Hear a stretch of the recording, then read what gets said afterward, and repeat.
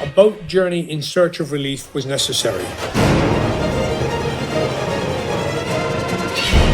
and must not be delayed.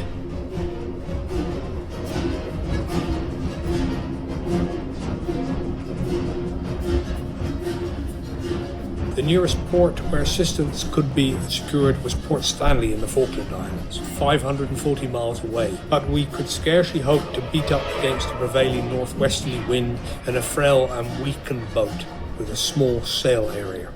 South Georgia was over 800 miles away, but lay in the area of the west winds, and I could count upon finding whalers at any of the whaling stations on the east coast.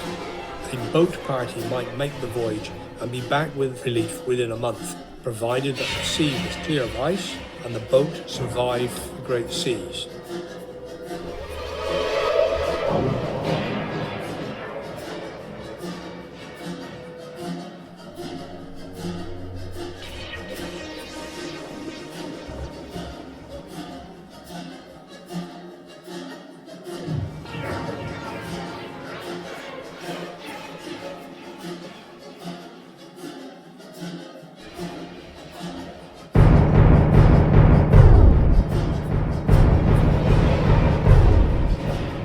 The risk was justified solely by our urgent need of assistance.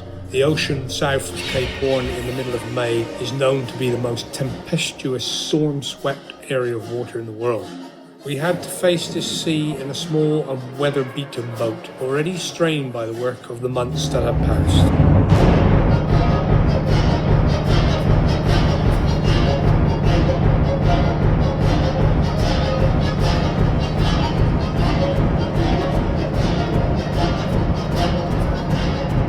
The tale of the next 16 days is one of supreme strife amid heaving waters. The sub-Antarctic Ocean lived up to its evil winter reputation. We took 2 hourly spells at the tiller. The men who were not on watch crawled into the sodden sleeping bags and tried to forget their troubles for a period, but there was no comfort in the boat. The bags and cases seemed to be alive in the unfailing knack of presenting their most uncomfortable angles to our rest-seeking bodies. A man might imagine for a moment that he had found a position of ease, but always discovered quickly that some unyielding point was impinging on muscle and bone. Cramped in our narrow quarters and continually wet by the spray, we suffered severely from cold throughout the journey.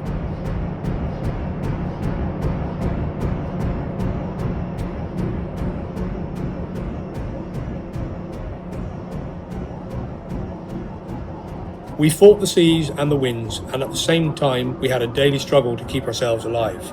Real rest we had none. The perpetual motion of the boat made repose impossible. Often our sail flapped idly in the calm between the crests of 2 waves. Then we would climb the next slope and catch the full fury of the gale, where the wool-like whiteness of the breaking waters surged around us.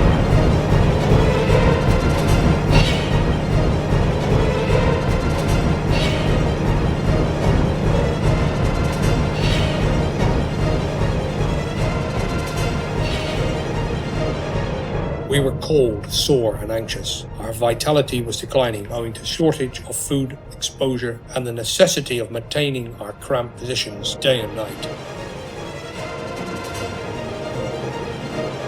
The strain of navigating the boat was unceasing, but always we made some advance towards our goal. One of the memories that comes to me from those days is of Crean singing at the tiller. He always sang while he was steering, and nobody ever discovered what the song was.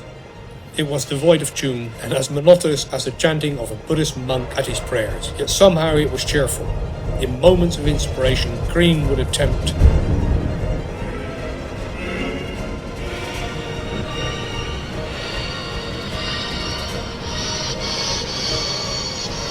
the wearing of the green. On the 10th night, Worsley could not straighten his body after a spell at the tiller. He was thoroughly cramped, and we had to drag him beneath the decking and massage him before he could unbend himself and get into a sleeping bag. At midnight I was at the tiller and suddenly noticed the white crest of an enormous wave. During 26 years' experience of the ocean, in all its moods, I had not encountered a wave so gigantic. "For God's sake, hold on! It's got us!" I shouted. Then came a moment of suspense that seemed drawn out into hours. White surged the foam of the breaking sea around us. We felt our boat lifted and flung forward like a cork in breaking surf. We were in a seething chaos of tortured water, but somehow the boat lived through it, half full of water, sagging to the dead weight and shuddering under the blow. We bailed with the energy of men fighting for life, flinging the water over the sides with every receptacle that came to our hands.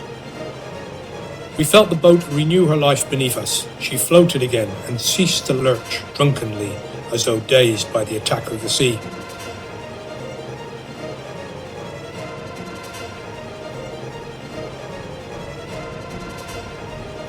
I decided that the daily allowance of water must be cut down to half a pint per man. The lumps of ice we had taken aboard had gone long ago. We were dependent upon the water we had brought from Elephant Island. Thirst took possession of us, and I had to be very firm in refusing to allow anyone to anticipate the morrow's allowance, which I was sometimes begged to do.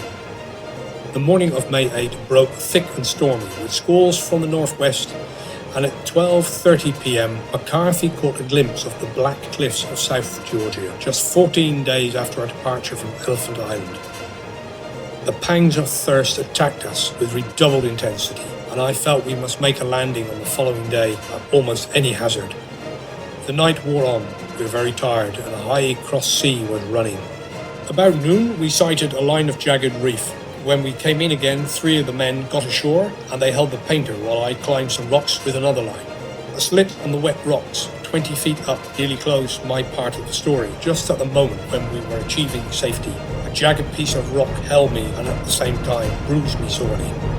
However, I made fast the line, and in a few minutes we were all safe on the beach, with the boat floating in the surging water just off the shore. A moment later we were down on our knees, drinking the pure ice-cold water in long draughts that put new life into us.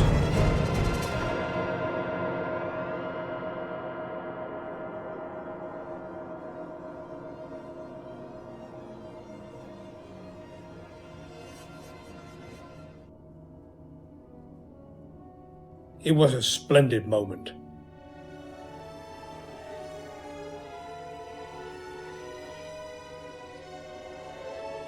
Our shelter was a cave in a recess in the cliff on the left-hand end of the beach. It was about 8 foot deep and 12 foot wide at the entrance. While the camp was being arranged, we found the nests of albatrosses, and to our delight, the nests contained young birds. The fledglings were fat and lusty, and we had no hesitation about deciding that they were destined to die at an early age. During the morning we started a fire in the cave with wood from the top sides of the boat.